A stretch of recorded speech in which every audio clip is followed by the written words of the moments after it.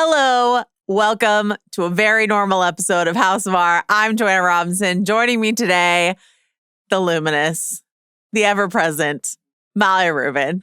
I'm the one who's doing the punishing now. I always thought that you and Frank Castle have a lot in common. Oh, man. I think that we should do the entire podcast as Frank Castle and Manucci. Why not? Okay, but I get to be dibs on Manucci. Dibs on Frank Castle. Great.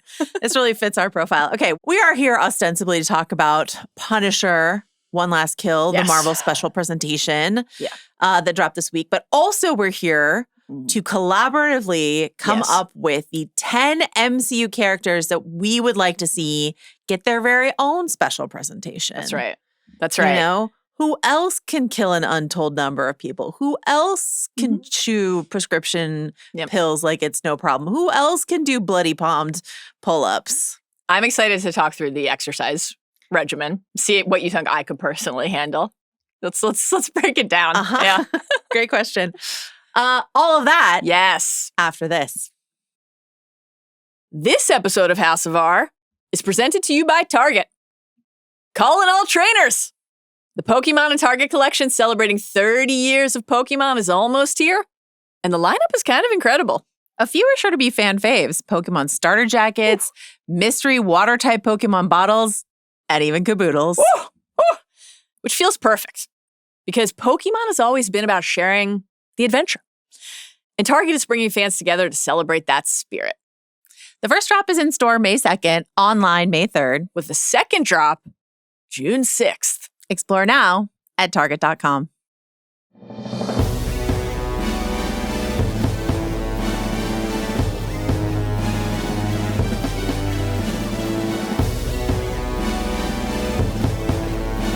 Okay, it is Friend of the Pod month. It is the month of May, and we've got a bunch of pals who are joining us to talk about Dark Knight. That's right.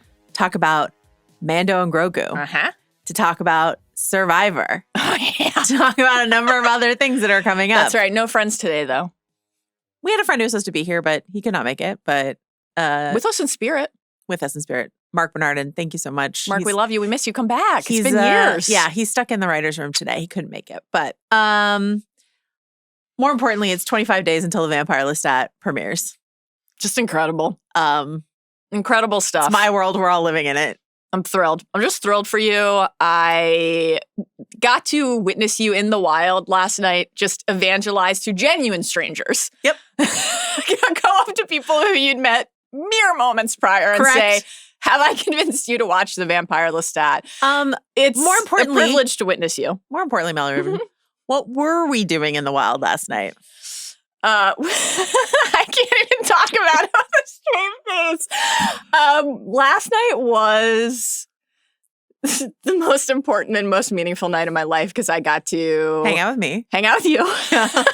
That's true. And every time I hang out with you, it feels like that. Mm-hmm. We got to go to the Harrison Ford whiskey event. Mm-hmm. His Glenmorangie whiskey. Mhm. They threw a party They did. At the Sunset Tower. at the Sunset Tower. I've lived in Los Angeles for 13 years, never been. Our first time at the Sunset Tower together. Wonderful experience.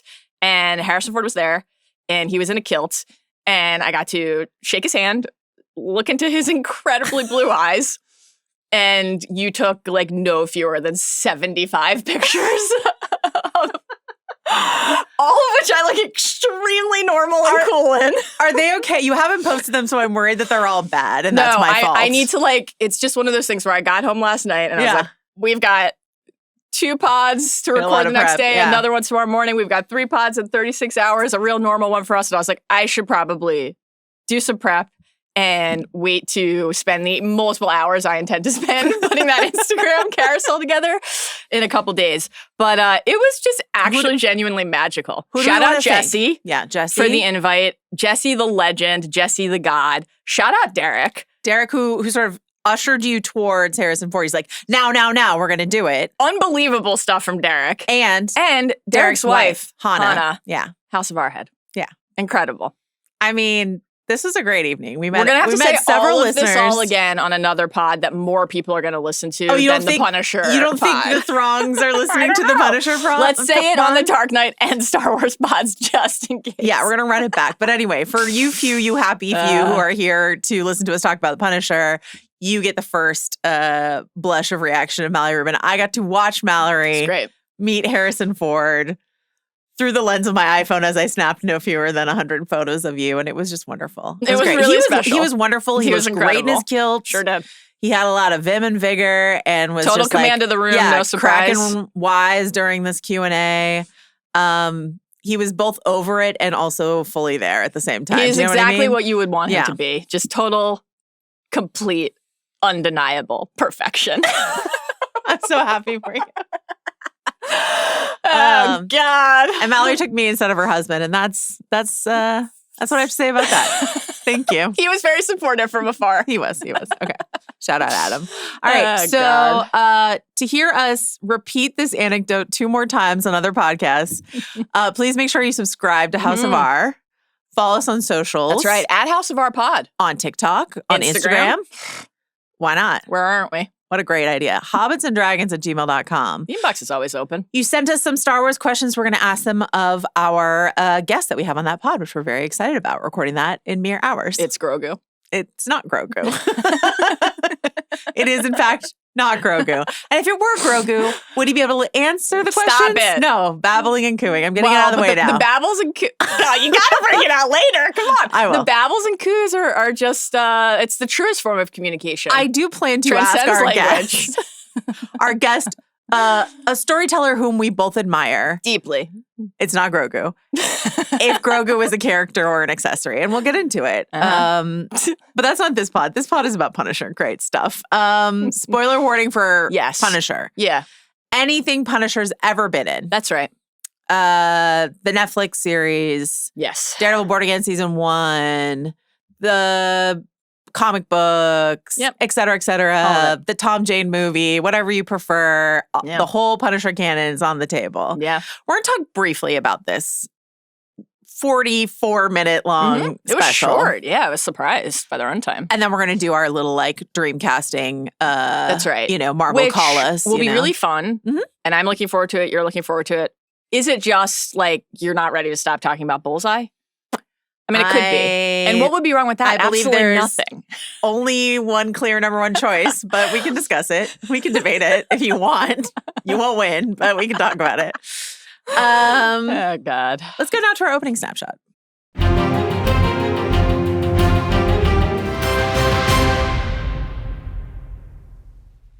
The neon effect on that. Great stuff. Wonderful. We get to see the graphics now. They're fired live, as the kids say. Look beautiful. You're in the best mood I've ever seen I'm you. Just You're going just on basking in the glow. No sleep and a lot of coffee. Also, the Orioles kicked the Yankees' ass today. 2 out of the last 3 against the Yanks. Mallory. I mean, still well below 500, but not for long, folks. Not for long. What's the Bradish back? What is the true test of friendship that I displayed to you last night? Thank you so much for this whiskey company for having us. I do not personally care for whiskey, but you're a tequila. I did drink 2. I sipped from 2 different whiskey drinks. Delicious. I felt quite ill. Really? I just don't get whiskey, and I do not get along. It's not for you. So yeah, I love a brown liquor. There we go. You know who else loves a brown liquor? Frank Castle. Yeah. All right. So this is 44 minutes, not including credits. That's right. Co-written by John Bernthal himself and Ronaldo Marcus Green, directed by Ronaldo Marcus Green, who also directed King Richard, as well as collaborated with John Bernthal on We Own This City. Which means, I mean, it's we don't need to wait for Friend of the Pod Month to talk about CR. Are you going to do your Wayne Jenkins impression? Well, I like to think that for me, Wayne Jenkins it's very authentic because, as we all know, the Baltimore accent, it's just a part of my experience. But Wayne Jenkins is one of the central creative forces for Chris Ryan, and thus Rewatchables, and thus the Ringer Podcast Network, and thus the Ringer. Did you talk to him about this special? I know he's not. I was thinking our plans had changed a little, as alluded to earlier. I was like, should we tap in CR? He's on the East Coast. Tough for Very us. Tough. Okay. And I know that because I bought him an Oriole hat.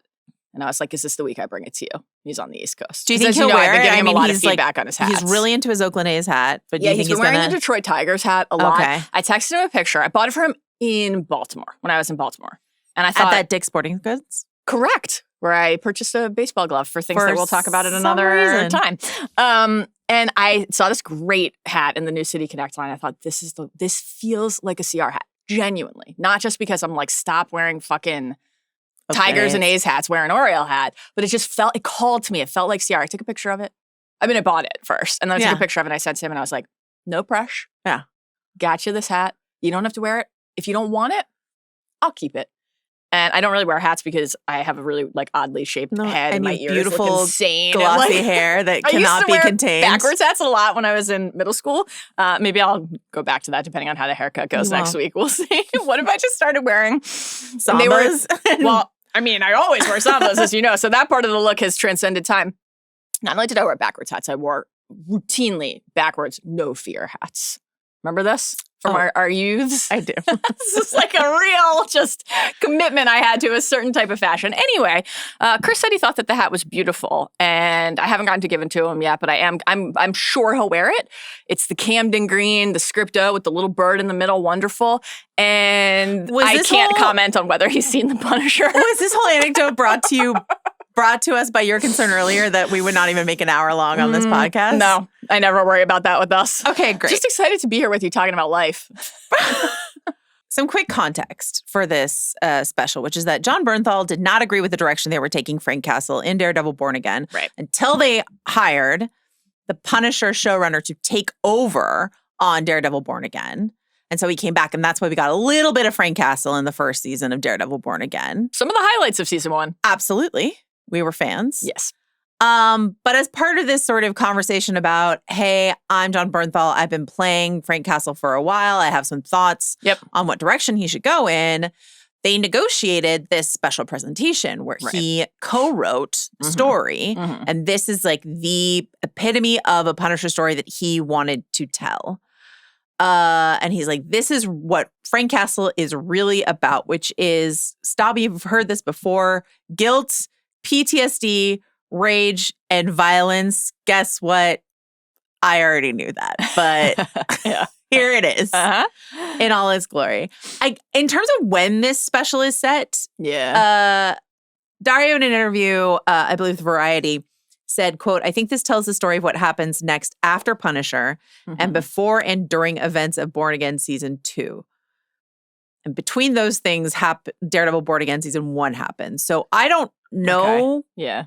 I don't really have a clear idea of when exactly this is supposed to be. Is this supposed to be contemporaneous with Season 1 of Daredevil Born Again? Is it supposed to be before, like the Frank that they meet in Daredevil Born Again Season 1? Does that feel like someone who just killed an entire high-rise full of goons or, you know, someone who's still doing bloody palmed pull-ups, or what do you think? I don't know that it is like totally clear in the special because you have this like mix of time elements. The predominant events, like the massive set piece, the action sequence, Manucci in one of the most remarkable scenes in the history of television. Just can't wait to talk about it. Saying, 647 and embedded in my brain forever. That's when so we know what I will be seeking revenge. But then Frank's like, I'm just going to go upstairs. Got some follow-up questions and some notes on that. But so this is like a day in the life of the Punisher. He wakes up, he goes to the gravesite. However, the Nucci killing is the aftermath of. So the aftermath is this day, but how long did it take him to mow down the entire family? And so we have this mix maybe of the playing out in tandem with and then taking us up to this current moment in time. This anarchy that we find Little Italy in. Little Sicily. Sorry. This anarchy that we find Little Sicily in. Yes. This complete hellscape. Yes. Is this under Mayor Kingpin, post Mayor Kingpin, pandemonium? Yeah. What I don't have the answer to that. Yes. And I think that I guess what I don't know is how intentional this thing I'm about to say next is. or how maybe just kind of like this is a byproduct of how this was made. I think that the fact that the story is very interested in, as you just outlined, this it's a study of PTSD, it's a study of grief, but like specifically like the unrelenting nature of grief. And I think there is something I love, as I've said many times on the pods, Jon Bernthal's Frank Castle. Like I think this performance is like to me just so kind of mesmerizing in its intensity and commitment that I'm always interested in watching him. Is the progress for his character linear in a way that allows us to exactly slot in placement contextually to other events and other shows that he appears in or other prominent movies that he's about to appear in? I would say no. I guess that the team that made this could say that's maybe the product of like never knowing when something is going to run in the MCU, and maybe it's the product of, well, we can lean into that, make it a feature, not a bug, and say that for a character like Frank, that progress is definitionally not going to be linear, and he might seem at one point like he's in a good place and then be pulled back in and subsumed by the grief. I think whether that's effective for each individual viewer will probably depend on their relationship to this performance and the character, their tolerance for hard R violence, right? Because this is an easily the most intense bloodbath we've seen in the MCU, like by like a comfortable margin. Nothing's even close, right? Move over with a pencil. We've got with a blue pen, right? Like it's there's a lot of blood. I thought that this was like not unentertaining to watch, actually. Okay. That was not my sense talking to you before I this don't recording. understand why it exists and what they're trying to achieve. So I think that there's like something that to me is like kind of always interesting about spending an hour with Bernthal's Frank Castle. I don't know because the story revisits so many of the same beats. It feels to me a little bit like, okay, we're about to put him not just in a movie, but in a Spider-Man movie. And we want to make sure that if people didn't watch the 2 seasons of Punisher on Netflix, Frank's appearances in the Netflix Daredevil, Frank in Daredevil Born Again, that we can quickly in 44 minutes like catch them up on his trauma. And so it doesn't feel new. Essentially, and you had floated this theory to me before, and essentially what you're saying is that this is like those like little packages that they put out before WandaVision and Falcon the Winter Soldier of like, in case you didn't watch all the movies, here's this like the legacy things they were doing for a while. I guess I think, and I don't know that that's a good strategy, to be clear. I don't usually come out. I don't usually. I think this is a complete failure. I think this special is a complete failure. And I also enjoy Jon Bernthal as Frank Castle in very specific circumstances as a foil for Matt. Really good stuff. The best. And I understand the idea of this notion of grief and trauma being regressive, recursive, that you like have trouble escaping it. I don't expect, nor do I want, a completely therapized, shiny, happy Frank Castle. That's not who that character is or ever should be. Yeah. But I feel like to encounter this character inside of this story, which tells us nothing new about this character at all, and then doesn't even really set up, I think, and it's 44 minutes, so what can you do? Yeah. In having to sort of remind maybe new audiences why he's as upset as he is, both his war trauma and his personal family trauma. And so at that point, then you only have like 20 minutes or whatever to do this like giant action set piece, which is also, I mean, and maybe my social media feeds are biased, but is getting like ridiculed for some of the VFX and audio issues that came with this special. So I think if the point was to honor Frank Castle or Jon Bernthal's performance or put a shine on this performance and get people excited to see, I was more excited to see him in the Spider-Man movie before this special than after it. I'm like quite so this is the duality of the experience of this for me. Like I watch him I'm about to say something nice about Karen. Buckle up. Though imagine like feeling completely untethered from your mental state and then Karen is there. Whew, tough. Still, I found that moment between she and his wife love the same merch. Have the same taste in hoodies. That was a great little touch, the shirt. I thought that like, first of all, they always have great chemistry together. And as you know, I ship them. I prefer Frank and Karen to Karen and Matt. The way that Frank said, like, are you here, Karen? Are you with me? I was like, man, this is, to me, really, like, actually intense and compelling. Completely rehashing everything that had happened with his family. Now, again, to be clear, like, of course the character would carry that with him in perpetuity, of course. But for the viewer, what is new about that experience? Like, I think watching Frank sit against the tombstone and feel like he is, the way he said, I'm tired, like he has run out of the ability to talk himself into taking that next step forward. Even the idea of pursuing his vengeance, his kill list. Or this idea that, like, he finished his list and what's there left to do. Kill, right? And then it's like, is there ever one last kill for Frank Castle? That's all kind of interesting. There had to have been a way to do that without feeling the need to spend half of the runtime. I would say the better half, counterintuitively, was the first half because it was the more emotional half, but it was also the half that had nothing new in it, right? So that's tricky. You know, the storybook and his kids and the wife and Curtis and, like, I'm waiting to see Jigsaw. You know, we're only missing, where's Clancy Brown? We're only missing a couple familiar faces. Ben Barnes. I know, let's get Ben Barnes back in there. I think that if, and I don't know, I'm just speculating, but if the motivation was, let's catch people up who missed all this, my question becomes, what tonally here is transferring to Spider-Man? The answer is absolutely nothing. Right. So here's a quote that there's no way that John Bernthal gave. So it's John Bernthal summer, right? We got last week. We got this special episode of The Bear that dropped. Gary, I haven't watched it yet. Is it good? I'll talk about it in a second. Okay. We got the Punisher special. He's going to be in the Odyssey, and he's going to be in Spider-Man Brand New Day. And this is what he told on the Kelly Clarkson show. This is what he said about the tone, right? With Spider-Man, I think what was most important, because obviously tonally it's different and such an honor to be a part of it, especially with my dear friend Tom Holland, it was important to us that one Punisher could walk off one set and walk onto another. Tonally, they couldn't be more different, but I hope we were able to achieve that. It's very important.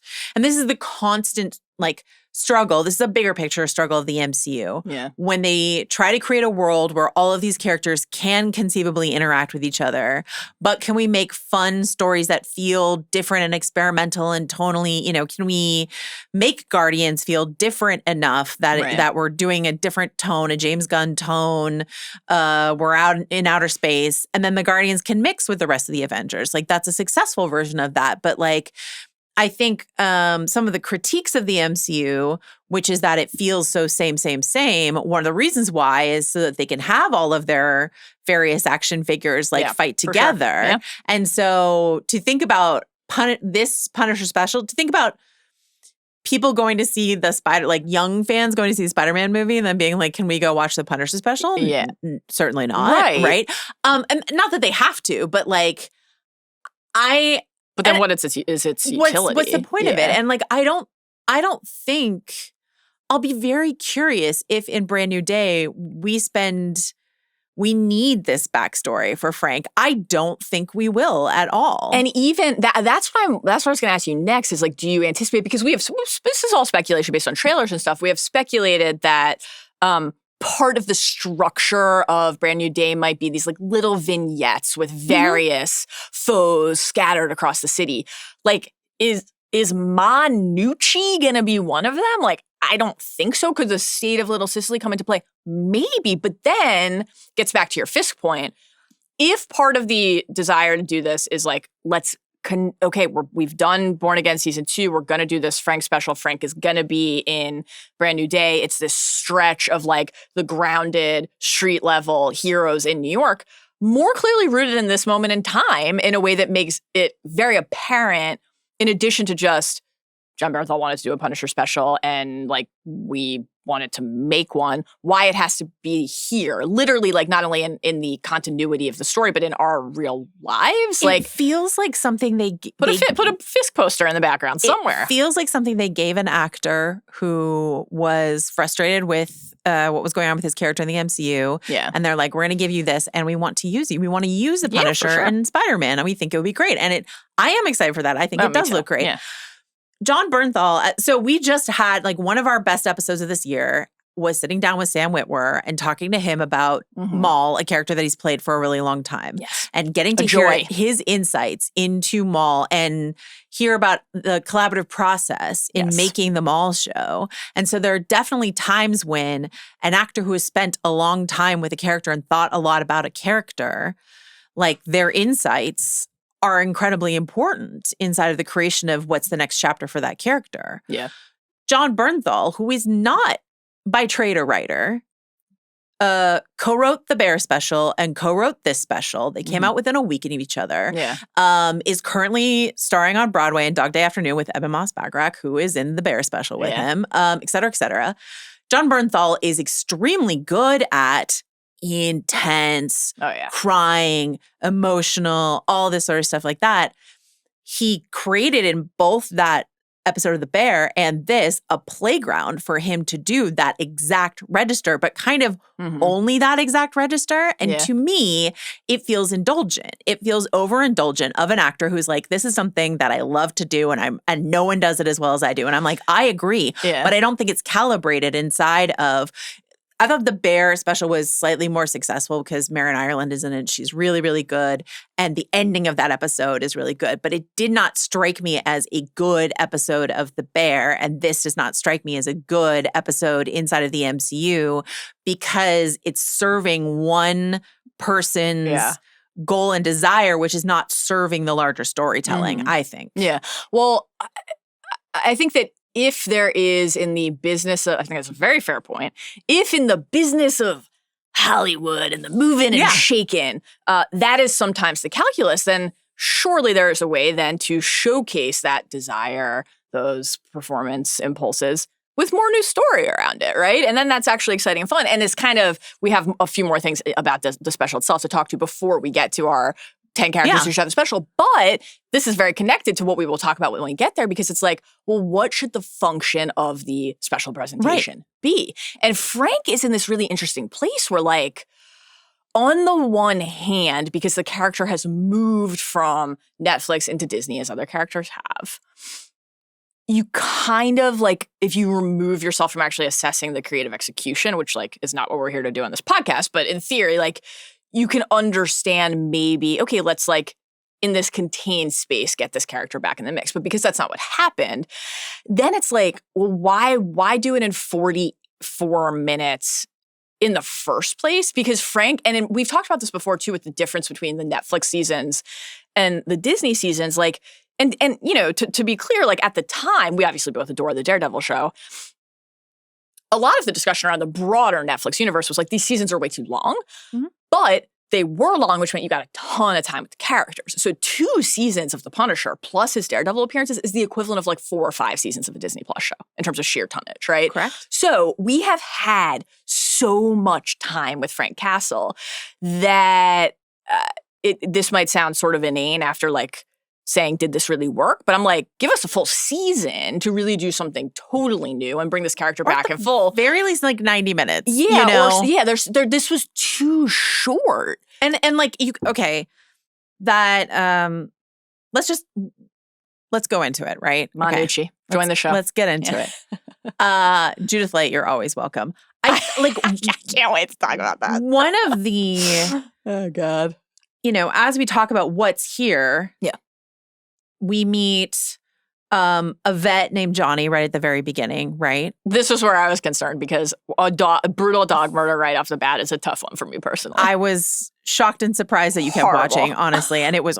horrifying. So upsetting. And then we get Andre Royo from Bubbles from The Wire is here as a character named Andre Dre. And then his daughter, Charlie, and they're sort of like an important symbol of what's worth protecting here in the neighborhood. Right. Kind of, these 3 characters are an important symbol of what's worth defending. Inside. This is the Shire. This is what's worth defending inside of this absolutely chaotic neighborhood that we found ourselves in. Yes.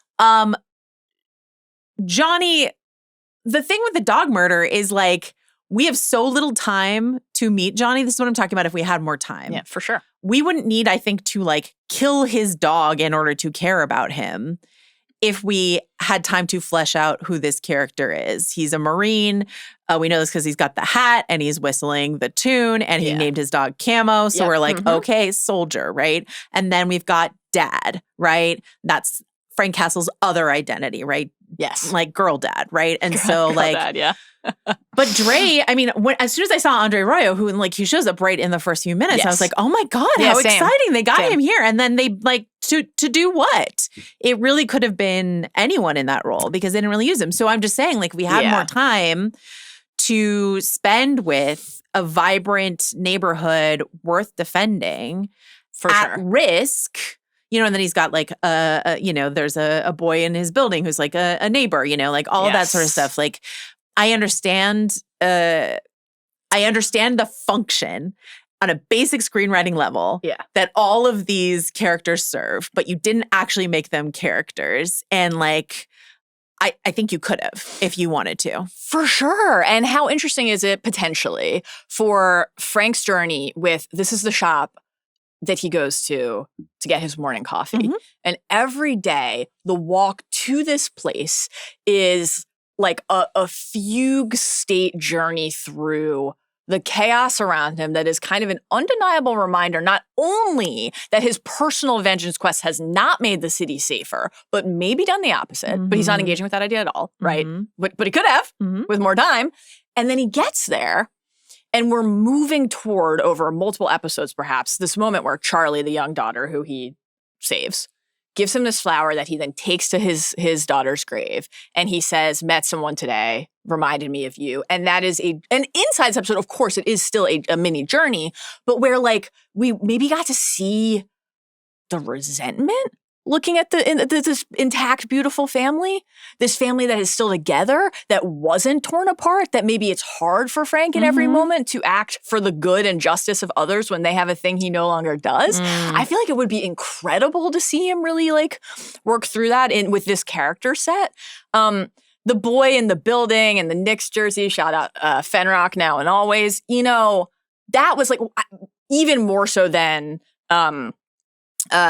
Dre and Charlie and the donut shop family, like it really made everyone in the special feel like, and this is kind of an interesting, like you see again the logic behind it, but it ends up being an indictment of the execution and maybe even the core intention. Like Frank Castle, just like so many comic book characters, vigilante and anti-hero, is a cipher for something. He's a symbol for something. And part of what we get to interrogate as viewers or readers when we're sitting down with a comic book or watching one of these shows or movies is like, who does the character think they are when they become that symbol, right? What are they trying to achieve and represent for other people? And then is that what other people take from it?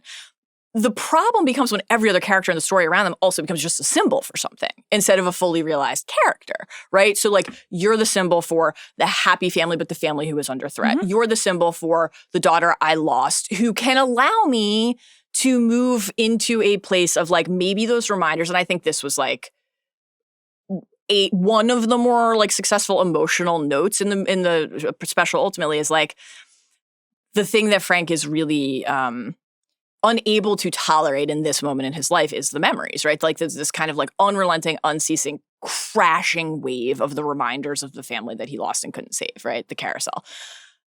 The idea that like other people in the world who remind him of what he doesn't have and what he couldn't protect, that inadequacy, right? That failure that he believes his failure as a father, a protector, a provider, that the reminders could be sources of joy. Someone made me think of my daughter today and it made me smile. Like that's potentially really rich. You've mined a lot of potential that is not here in these 44 minutes. You know, and which I think speaks to how the character can be really interesting as a text. I really agree. I really agree. I think Jon Bernthal is incredibly great casting as Frank Castle. He has done incredible work as his character, and I think he deserved a better special presentation. And what's so funny is I'm like, Jon Bernthal, you're the one who did yourself dirty in this. By insisting on having like this kind of creative control over it, you did not serve your own character at the end of the day, I think, in what we got here. Let's talk about Judith Light as Manucci. I would love to. I thought this sequence was batshit. I loved it. This is classic. I loved it. Oh my God, I'm shocked. I loved it. Judith Tell Light, me why. I mean, Judith Light, star of stage and screen. Of course. She is the queen of camp. Yes. And so like I guess having spent time with her in the like Ryan Murphy verse, I was just like, this is what I want from her. And I just thought it was so like, you know, again, like all of the writing in this special, it's very obvious, like this idea of the cycle of violence and is sort of like, here's someone who has, I mean, lost her pedophile son, I guess. Was or like whatever. Fucking nuts. Whatever the rumor said, I knew he never touched a single one of those kids. My beautiful But it's Carlo. like, it's The Last of Us. It's like, what, you know, what can your, in defense or in vengeance, in pursuit of vengeance from what you lost, what loss did you cause elsewhere in the world? And the cycle of violence will never cease because of it. And I don't know, Judith Light with like the, you know, the double canes and like the whole thing. Yeah, I just thought it was like camp perfection. I did include in the notes here the link to Secret Invasion, the platitude scene, because I imagine you thought it was more on that level. But I just like, I really enjoy Judith Light all the time. So this was like a rare highlight for me of this episode. I'm thrilled to hear it. When Manucci showed up, I gasped. I was just like, what is this? Oh my God, Judith Light is here. What's about to happen? This is going to be wild. And you know the rewatchables category of like person who's in the wrong movie? It really was that to me, but like not in an unentertaining way. I don't disagree with you, but I think she was. You would have preferred that movie. I think she was in a better show. Fair. Yeah, totally fair. I was like, could feel like my mouth, like jaw on the floor watching this because I was like, okay, these flashbacks. First of all, it pulled me out of it from the Frank perspective because I'm like, interesting. I'm disappointed in Frank, not for murdering legions, though as always we have some notes. Mm-hmm. He didn't think the woman was like worth killing. Like follow Sexist, through. Frank. Yeah, it is. It is. Kill not Benny, just Manucci. Bobby, Eddie, Carlo. Let Manucci live. No, unbelievable. This sequence of like her describing the family members that he took away, and we flash to the husband, Benny, stinking like the sluts he met at the pool and their cheap perfume. I was just like, I feel like I have been transported in the multiverse into a different version of this episode in real time. This is like, what is happening? So good. And then the next one, Bobby, who's going down on this the chick in hot pink lingerie, one of the all-time, they could not even be bothered to position his head in the right place. He's like right here. I'm like, what? Come on, guys. Like, let's try to frame this a little bit more convincingly. Maybe he has a belly button fetish. It could be. Throat slit, blood sprays all over her. Then we go to Eddie, killed at his kid's birthday party. And then Carlo. And the moment where she's like recounting that he says, Ma, it's going to be okay, but it wasn't okay and it will never be okay again. Cinema. I was like, what is Art. going on? Theater. Bizarre. When she said, Wondrous. I'm the one who's doing the punishing now, Adam and I turned to each other and it was like, just shout, who's the boss now, bitch? Just do it. Lean in on the bit in full. Yeah. But she didn't. Put it on the poster. Put it on the merch. I'm the one doing the punishing now. Incredible. Oh, God. What's your biggest takeaway from this whole endeavor? Good question. How do you feel about so, I mean, we should address the VFX thing, right? Because this has gone super viral. There's a shot of Frank Castle falling down onto a truck where there has obviously been some digital work done.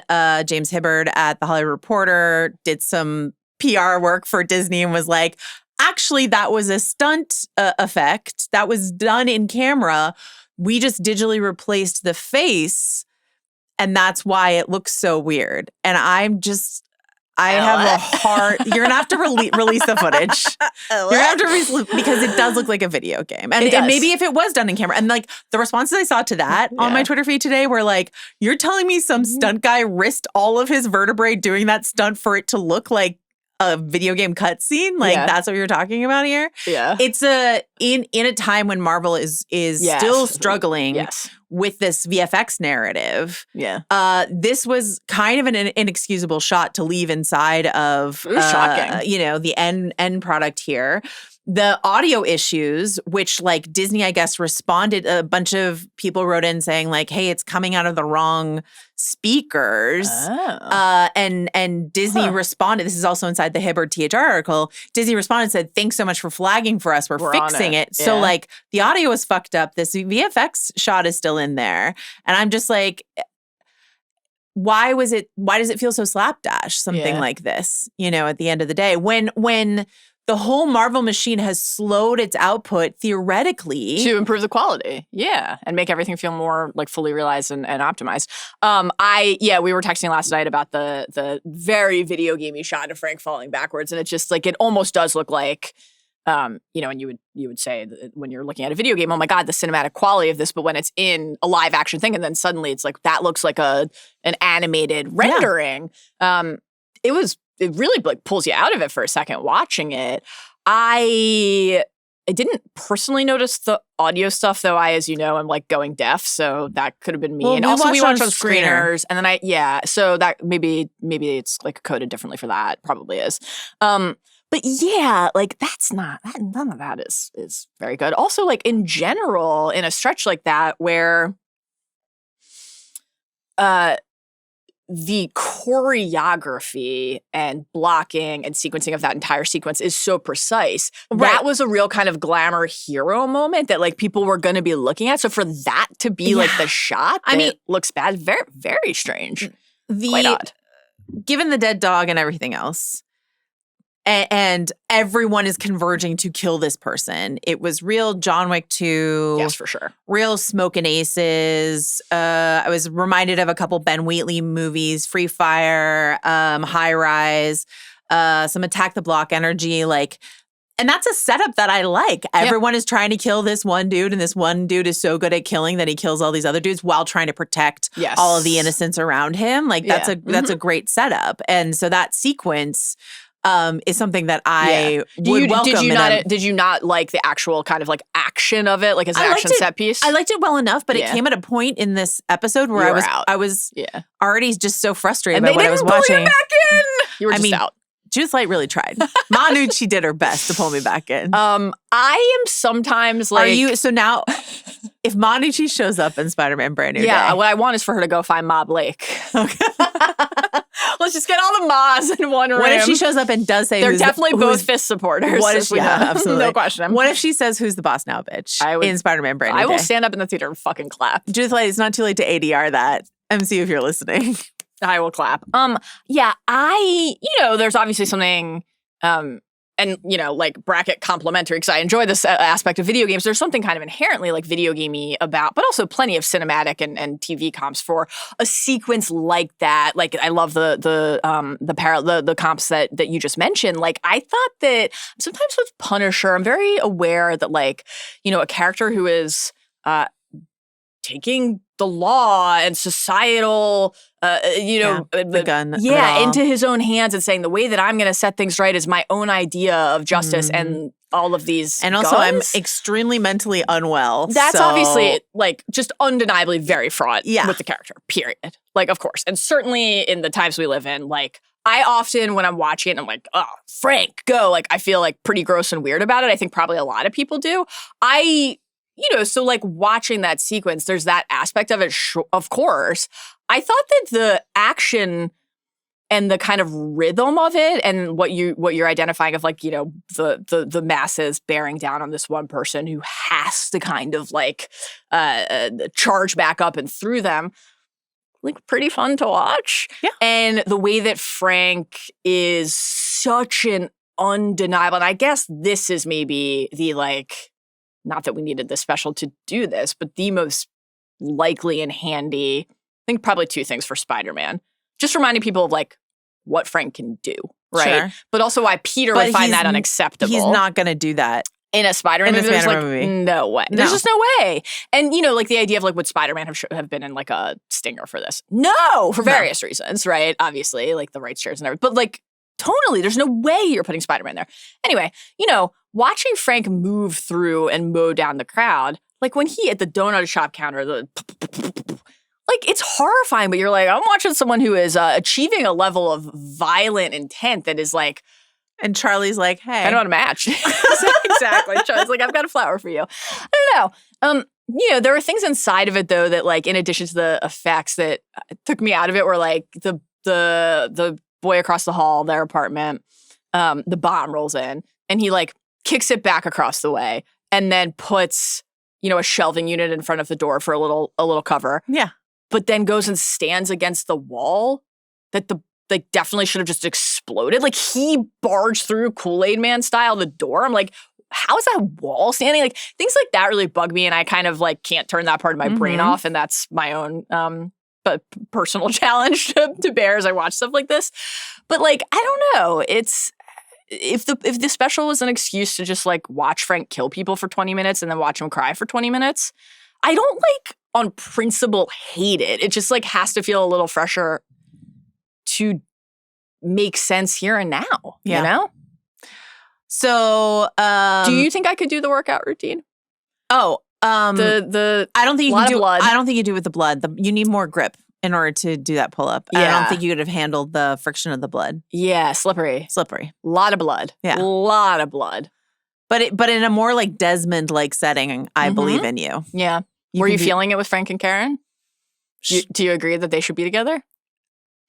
That their chemistry is undeniable? If it does you the gift of taking Karen away from Matt, sure. I'm going to end I'm going to wrap this up on a positive note. Okay. And say this. Disney had their upfronts this week. That's right. They did Tom Hiddleston, Robert Downey Jr., Paul Bettany came out on stage, did a little like, hey, you love us. We're in the MCU. They showed some Vision Quest stuff. Mm-hmm. I talked to some people who were there.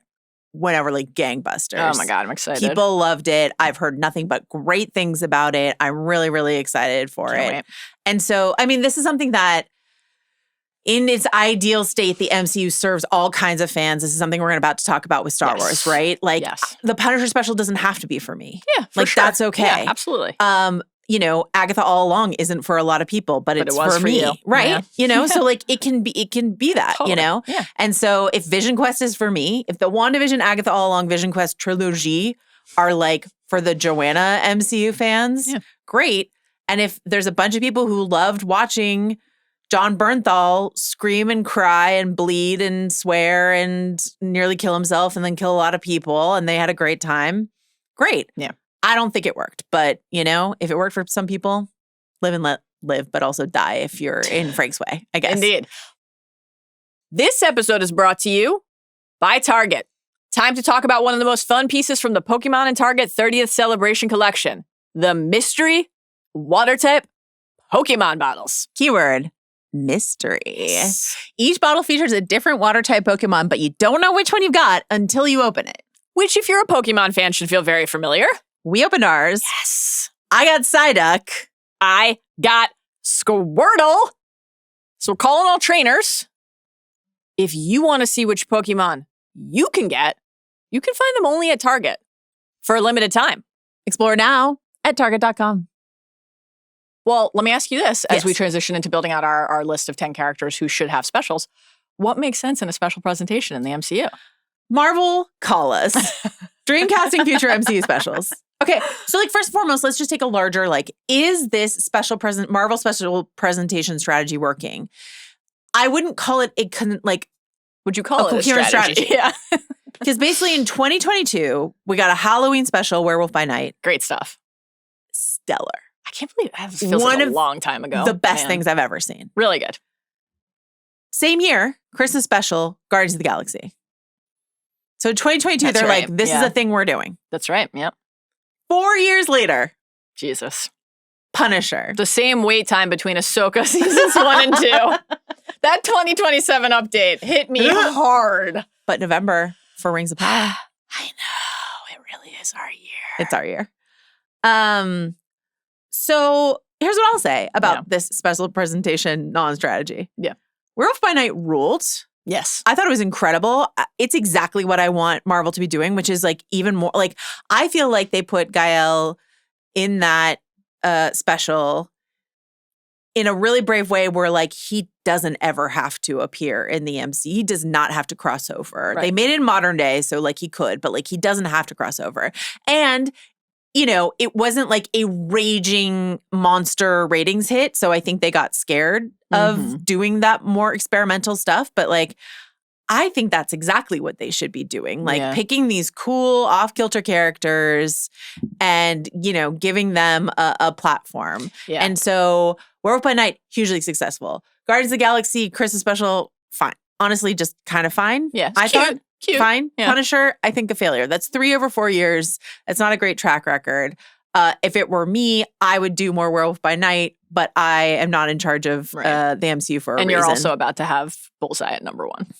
He's much more important than Werewolf by Night. I would say does not adhere to the should all be Werewolf by Night template. Well, Werewolf by Night is something that's completely outside of the exercise that we have here today, because we'll get into the rules. But like Werewolf by Night is what can we pluck from the comic book pages that has, you know, like can we do a Squirrel Girl special? Yes, is that a better use for the special entirely than trying to say we're going to give you a 1 hour with a character who we've used elsewhere in a different capacity, but want to like center spotlight, some might say, in some way, like.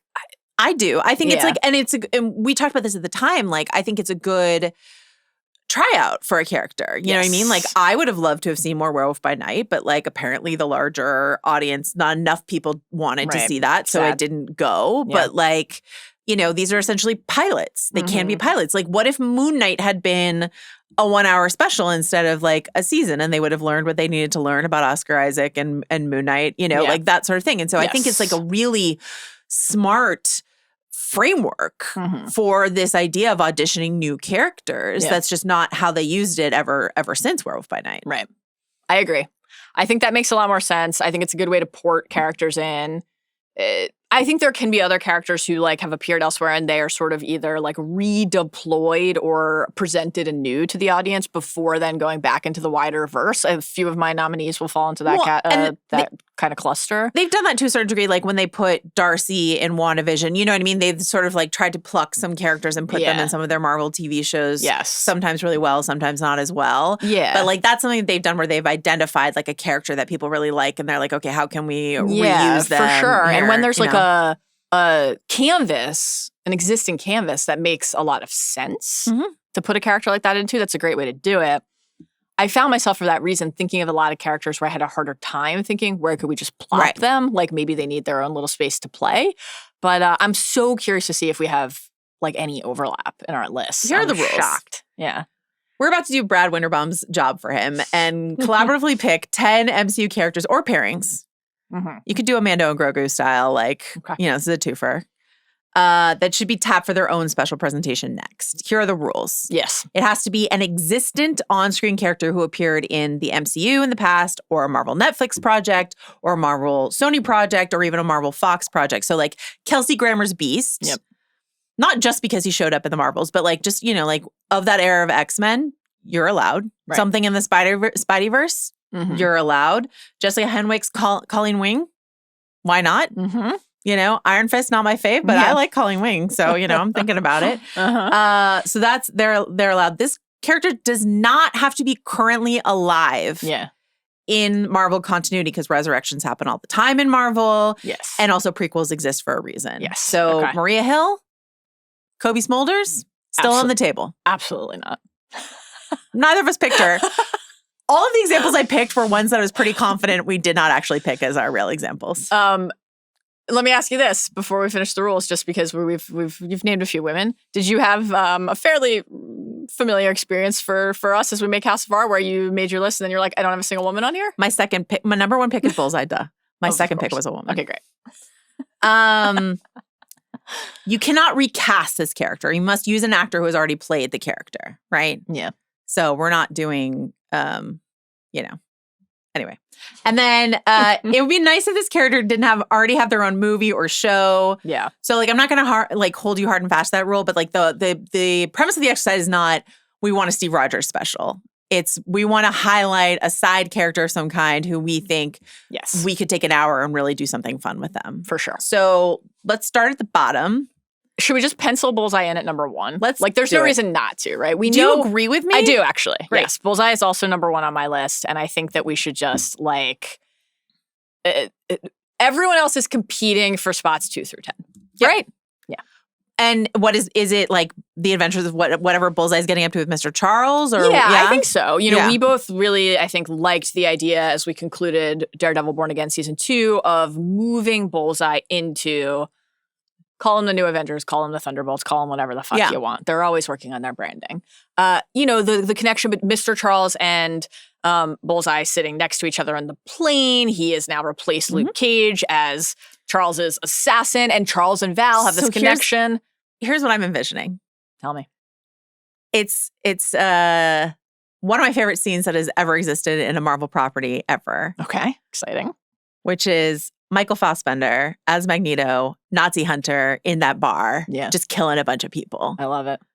But it's Bullseye. It's great. And we're hoping that Mr. Charles will deploy him to kill worse people. Like when I could cheer for him killing the anti-vigilante task, I could enjoy his various flung implements, finding brain matter. Yeah. So find me some Nazis or some equally horrible people around the globe for my guy Dex to kill creatively with various objects, a CD, whatever he wants. I do like when he uses CDs. Yeah. It's great. How many banana milkshakes would you like to see him consume? 0. Okay. But you would like him across the globe to make some eggs for various cats that he eats. All the cats. Yeah. I think that should be the connective tissue between every I think he should go to a cat and feeds a cat. Eastern Europe. There's a lot of cats. That's just right. In the streets. Let's get him to Santorini. Yeah. Let's get him to Istanbul. Mm-hmm. Fantastic. Okay. I said start at the bottom, but actually I think we should start at the top because I don't want any of our major. Yeah. So and we could sub someone out at the end if we realize we've made an error. But who would you want at number 2? Okay, so Bullseye was the easy number 1. Yeah. I surprised myself a little by having, and I actually was like, this is my number 2. Then it's kind of pretty open from there. I don't think you're going to agree. I'm ready. So I'm happy to put this character at number 10. Doesn't have to be high on the list, but I actually think this makes sense.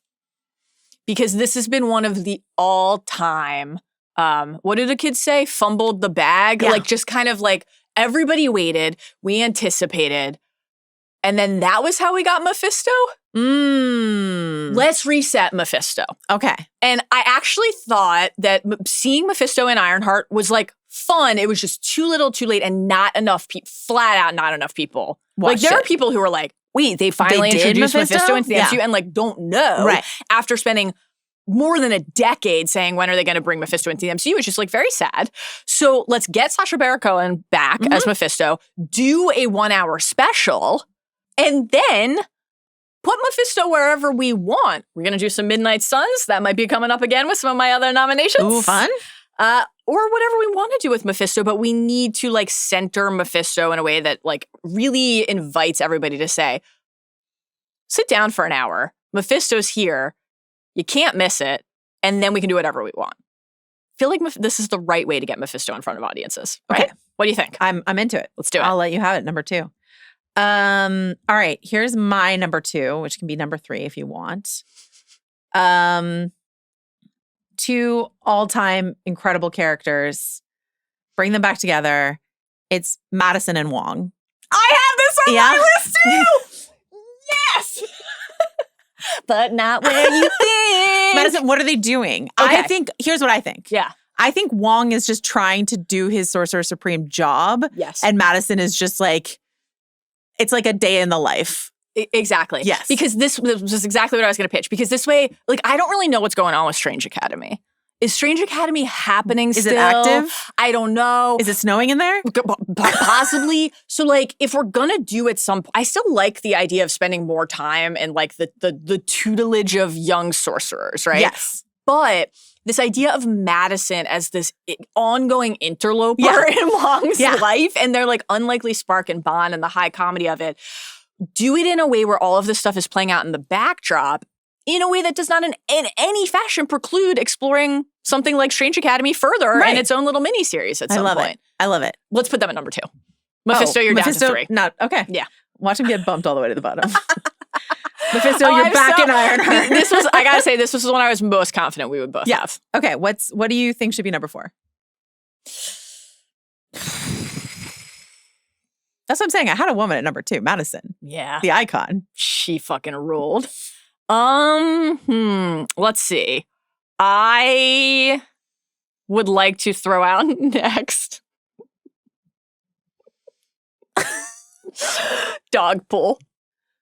Tell me your pitch. Okay. And I don't think number 4? No, not necessarily number 4. Tell me maybe Dogpool can end up as an honorable mention. Give me your elevator pitch for Dogpool. Okay, so Deadpool and Wolverine Legends. Yeah. You know, one of the most undeniable instant stars in our recent cinematic experience. Mary Poppins, some might prefer. Careful where you put your hand. She's 90% G-spot and she'll let you know it. Iconic. Uh-huh. Nice Pool's pet, then Nice Pool's gone. What's going to happen to Dogpool? Ends up with Wade. How sweet, how wonderful. Well, what happened next? Let's talk about a day in the life. What's a day in the life for Dogpool? That's really it. I have no thoughts beyond that. I just think a dog's life. I just honestly think people would love it and it would be great. And like you could have Deadpool in the background. You could have Deadpool doing Deadpool stuff, but we'd only be like we would be following Dogpool. We're like knee height. Exactly. Yeah. For the whole thing? Yeah, it's all Jessica Jones. It's Muppet Babies. Yeah, exactly. Muppet Babies. It's all just Jessica Jones through the backdrop of her house, but we don't see it's her until later. I'm putting Dogpool at 10? At 10. And could be bumped. Could be bumped. Parentheses Muppet Babies. Okay, great. I just really think there's something here. I do. And it feels like we should have an animal on the list. Okay. Did I have an animal on the list before a woman? I did, but I knew the whole time that Wong and Madison were going to be there. So, yeah. Okay. Who's next for you? And this is a gift for you. Oh, I'm excited. Okay. As much as it is a gift for me. Okay. Oh, it just reminded me of a present that I have meant to give you for like over a year now, I think. What is it? Well, I'm not going to tell you, but. I love presents. I know. Aubrey Plaza as Lady Death / Rio Vidal, right? And I'm thinking of something like a great one. The Sound of Her Wings episode of Sandman, right? Where we follow Death as she like takes people away, except it's like the hot snarkier, like hotter, gayer, snarkier, I love this. All of that. Obviously in. So just like, how does this Death work, and what is her attitude towards the way in which she collects her various prizes? I think this is fantastic. And like, what is consistent interaction to interaction? How does the tone shift? When do we get those quieter, softer moments? How does she appear? Like, in what guise does she appear? Yeah. You know, so This is a great one. Number 4? Yeah, yes. Aubrey Plaza being hot is the premise. And definitely. Okay. Guess what? We have 2 women and a dog on this list. Look at us. Number 5. What do you think? All right. I'm going to throw out... So I have I don't want the list to be, I do think that we need some Midnight Suns action in our lives in the MCU. So I have 2 contenders on this front, in addition to, obviously, there's some Mephisto possibilities there as well. Mephisto, to be clear, is still at number 3. And I might remain there. Okay, so do we want 2 and kind of in a way ish 3 of our 10 to have some sort of Midnight Suns tie? That might not be logical, though, to the broader point about doing stuff in these special presentations that could unlock something in the future, but doesn't necessarily stem from something in the past on screen here on screen elsewhere. Yes. Maybe this is the right way to start doing this, to start bringing us into the Midnight Suns era. I'm going to throw out 2. You can pick one, neither, or both. Okay. Ghost Rider. I obviously everyone wants a Ghost Rider movie, so maybe it's just more logical to pause. Which actor? Well, I think until they officially cast Gosling as the new Ghost Rider, we got to bring Nick Cage back, right? Wasn't there a Ghost Rider in Agents of S.H.I.E.L.D.? But we got we got to bring Nick Cage back. So he's in the Spider Noir era. Okay. He's here having genre fun. Let's bring Nick Cage back. He would just be batshit for 44 minutes as Ghost Rider in the MCU. Okay, so can you Nick imagine? Cage, Ghost Rider.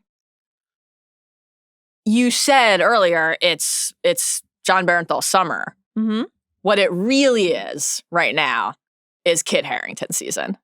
Is this how we do Black Knight? Dane is this not how we on do the Dane list. Whitman? All right. I have my list and I have my nose, and Dane is on my nose. Let me tell you, I respect this choice. I thought it might go this way. It's why I presented two at once. Okay.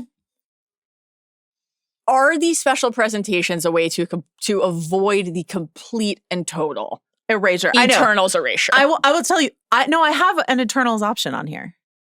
Okay. Druig and Makari. Oh, I like that. The Adventures of Druig and Makari. That would be nice. A romance? A little rom-com? Yeah. I'm into it. Yeah, my that would beautiful be great. Makari. Yeah. Come on. That would be great. Yeah. You didn't want to bring Harry Styles back? I did ask our friend Rob Mahoney, and his first suggestion was Harry Styles. Yeah. And then I said, what about Charlize? Like all the dangling threads. Oh, Charlize is on your list? I think Clea is at least worth talking about. Okay. It's at least worth talking Let's about. wrap up your Midnight Suns pitch. You had Nick Cage as Ghost Rider. You had Dane Whitman vetoed as... Kit Harington. Come on. That's it? Those are your two options? Yeah. I'll give you a Ghost Rider before I'll give you Dane Whitman. But should Ghost Rider just be a movie? Should we hold out for the full movie? Like, is this the right way to do they're gonna recast it. So it's just if you want to watch Nick Cage play Ghost Rider. Yeah. And then elsewhere in the multiverse, yeah, Gosling can ride in. I mean, a flame. Something to think about. Okay. We can put Ghost Rider on for now, and then we can... that's right. It was Gabrielle Luna was Ghost Rider for Agents of S.H.I.E.L.D. That's right. Okay. So you're leaving him off? Let's put it at 9 for now and then see what happens. Okay, so Dogpool number 10, Ghost Rider number 9. Do you want to do Druig and Makari number 5? I'm into that. Okay. I like that. Harry Styles was actually really one of the first things that I thought of as well, but like it just seems, I guess, unlikely. Yeah. Impractical. Harry's got a lot going on, including marrying Zoe Kravitz, the most beautiful person who's ever lived. Have you ever been more jealous of Harry Styles yourself? Probably not. Yeah. No. I mean, geez. Your babe. What a beautiful couple. My goodness. All right. So we have right now, Bullseye number 1, Madison Wong number 2. I feel really good about our 1 and 2. Me too. Mephisto number 3. I honestly think it's a strong top 5 right now. Lady Death, Aubrey Plaza, being hot number 4. Yeah. Druig and Makari number 5. I think this is good. Okay. Number 6. Yeah. Well, what do you have next? What else is cooking on your list? Okay, talking about here? fumbling. Okay, they fumbled the bag on this, but then they sort of like actually went and picked up the bag. Okay. I'm talking about bringing Evan Peters into the MCU, right? So there's a couple options here, right? Oh, wow. Do we want to bring in actually Quicksilver? Because I loved Evan Peters as Quicksilver. Same. And you know how I feel about the fucking Ultron Pietro fiasco. Absolutely. Bullshit athleisure. Aaron, come on. Stay in your lane. It's not the MCU. Craven.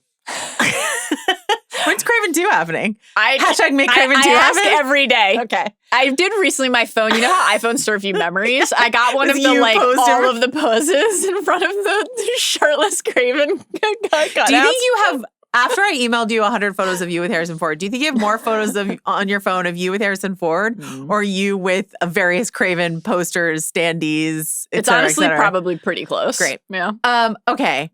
So Evan Peters as Quicksilver or as Ralph Bohner. Now, like I'm saying, in Agatha All Along, they really did close the loop on Ralph Bohner in a way that you and I both really enjoyed. Loved it. Bohner family reunion, pitch a 10, great stuff. It was really good. That being said, I really want Evan Peters as Quicksilver. Like I think that would be really fun. I would be thrilled. Would that then connect to the impending X-Men movies in some way, you think? No. Or would it feel like it just stood on its own I don't want any of these to connect to anything. To connect to anything. Yeah. Okay. So I think just fun, like Quicksilver to me, it like scratches that same itch that Bullseye does, where I just really enjoy those sequences. Like I love watching Bullseye like hurl things in a fun, creative way and kill people. And I love watching Quicksilver run around while everyone else is slow-mo around him. Yeah. And do we have to worry that the VFX will look the way that John Bernthal looked when he fell in the truck? That's a great question. If you don't have the budget to do it, MCU, don't do this Quicksilver idea, but I think it would be great. I'm in favor of it. I think it would be super fun. He's always a delight. I love it. Quicksilver, Evan Peters, not you, Aaron Taylor We do Johnson. have like multiple picks from the WandaVision Agatha-verse. Unsurprising. Unsurprising. How odd. What a crazy random circumstance. All right. What do you have? So while we're on X-Men characters, I can't decide if I think this is a good idea or not. I mean, I think doing something with this character is a good idea. I can't decide if this is the right pitch. X-23. They talked for a long, like there are like a lot of like James Mangold quotes out there about, oh, we want to do a movie. We want to call it Lara. We want to get back to this character. Bring Daphne Keane back. We both love Logan. It's one of our favorite superhero films. Fantastic. I would happily just wait for, if they want to make a movie, Lara, like let's just fucking do that. Yeah. If that is actually anywhere out in the ether as a viable option, still let's just do that. But if not, I would love to get Daphne Keane back as X-23. She was really fun in Deadpool and Wolverine. Like, And so let's like spotlight X-23 in an hour or 44 minutes, whatever. I don't know what the runtime on these puppies has to be. And that just feels like it would be really fun. What do you think she's doing? Killing people. Yeah.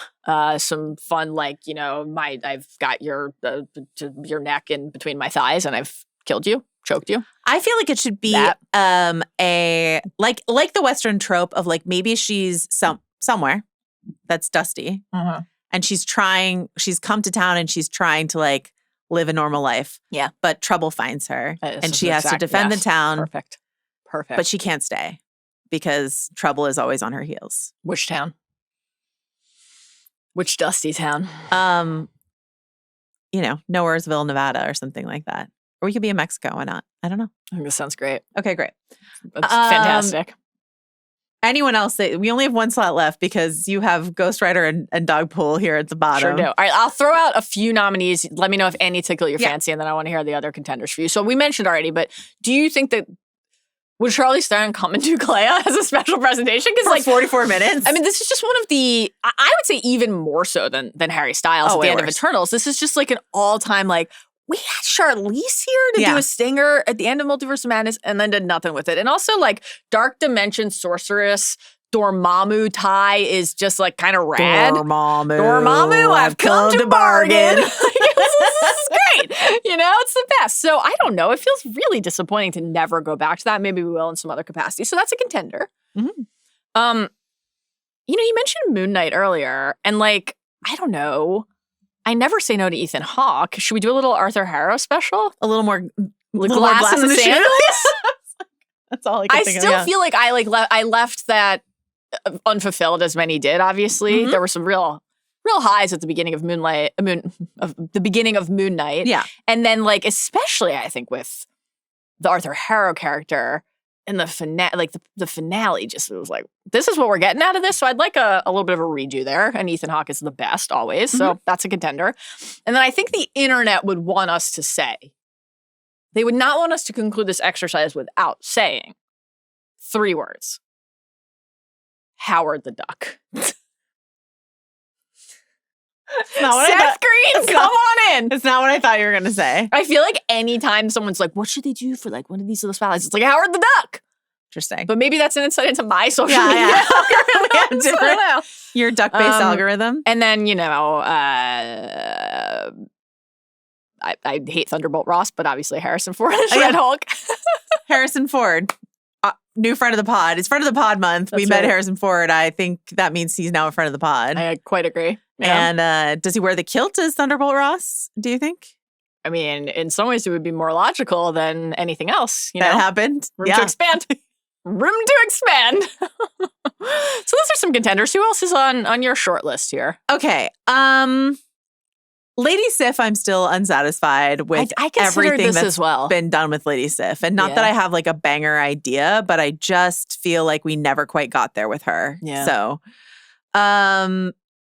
and speaking of the Thor larger universe, the Grandmaster, Jeff Goldblum, like, that's a great one. Really fun. So that would be a fun special. What if Lady Sif winds up, in the gladiatorial games? Yeah. And the Grandmaster's there. A Grandmaster one would be super fun. I really like that. He was a riot. Julia Garner's Silver Surfer. Again, I don't have a great pitch for it. I thought about this as well. Yeah. I loved her so much. Yeah, she was wonderful. Yeah. She was wonderful. Was she better than Dogpool? I think so. Was she better than Dogpool? I think so. But again, I'm not sure that I want to watch the like Marvel's special presentation budget version of Silver Surfer. Yeah. Nebula and Rocket. A great pairing. Yeah. Yeah. I don't want would James Gunn do it? No, so I don't want anyone to do it. Got it. Yeah. Though I miss Rocket. I do. Zhu Wenwu from Shang-Chi, Tony Leung. Yeah. Yeah. I thought about this as well. Yeah. Like just being a gangster? Too long of a wait for a return. Like man. I know. Thought we were going to get a lot right away after Shang-Chi. That would be great. I would really like that one as well. Aunt May prequel, but there's like, I can't think of like a super... Shopping for hot jeans. Yeah. Aunt May takes us shopping for jeans and vintage frames and gives us hair care tips. Goes on a couple dates with Happy. Yeah. You know? Yeah. And then a Yondu prequel is also, but again, maybe perhaps you're like, if James Gunn's not involved, I'm not interested. Would any of those... But he wasn't your daddy. Would any of those take over for Ghost Rider or Dogpool for you? I'd probably be, believe it or not, more likely to sub out Ghost Rider because I do think a Ghost Rider movie feels like an inevitability. So I'm content to wait for that. Okay. Dogpool's not getting a movie, or is she? That would be great. So I don't know. I like a lot of those that you just threw out. Let's eliminate the two that would require James Gunn. Okay. So what does that leave us with? How many contenders there? 3? 4? I think I just deleted it. Hold on. Grandmaster and... Oh, Lady Sif. Lady Sif and Grandmaster. Yeah. Zhu Wenwu. Yep. Or Silver Surfer. I agree with you on the special effects concerns. Silver Surfer, get out of there. Too worrying. So should we put both of the others in and knock off 2 here? Or just 1? Let's put 1 in. Okay. So let's do we want to get rid of Ghost Rider or Clea? Let's get rid of Ghost Rider and let's replace him with Zhu Wenwu. That's what I think. Great. Let's do it. Okay. So here's our list. And Marvel's like, wow, we're printing money with these. And I agree. Number 10, Dogpool, in a sort of Muppet Babies-esque, knees down only, adventure through the world and like funny, violent, like Deadpool-esque shenanigans are happening around him, but he's just a dog. It's like Rosencrantz and Guildenstern are dead. But with Dogpool. Yeah. Theater of the absurd. Yeah. Through the eyes. Yeah. And lolling, hanging tongue. Tom Stopper brings you Dogpool. Would watch. Okay. I honestly think that's a great idea. I do. Number 9, Zhu Wenwu. Yeah. It's just Tony Leung being hot and a gangster. I have no notes. Okay, genuinely. Great. Yeah. Number 8, Clea Charlize. What is she doing? Being hot. Dormammu. I'm going to bargain. Number 7, Laura, X-23. Yeah, your pitch was perfect. Great. Perfect. I'm going to try to go be a normal young person in this. Like, go to Dillon, Texas. Great. It's Friday night. The Panthers are playing. Yeah, exactly. They're playing the Tigers. What's going to happen? Number 6, Quicksilver, Evan Peters. What's he doing? Being real fast. Fantastic. Okay, number 5, Druiga Makari, a rom-com space romp. I love it. Great. Number 4, Lady Death, Aubrey Plaza being hot and killing people. No notes. Great. Number 3, Mephisto. Let's try it again. He's here. Yeah, he's here. We promise. Number 2, Madison and Wong, A Day in the Life of the Sorcerer Supreme, Sorcerers in Training, et cetera, et cetera. But Madison keeps getting in the way, and it ends with a... Think of how many Ben and Jerry's pint flavor jokes they can make. You know, like what does a tuna sandwich cost? All of it's going to be incredible. Perfect. Number 1, and this is a theme, Bullseye being hot and killing people. I got to tell you, this list is great. I think it's great, too. This list is great. Call us. We're available.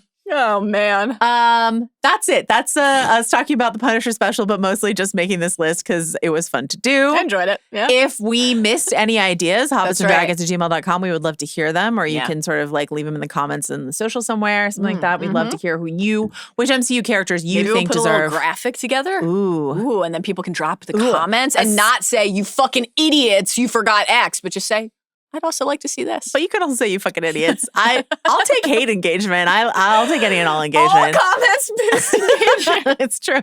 But be nice. Your hate fuels me. Thank you to Mallory Rubin. Thanks to you. Thanks to Harrison Ford. Yeah, thank you. Thanks, Harrison. Thanks to Scotland. Thanks to Whiskey.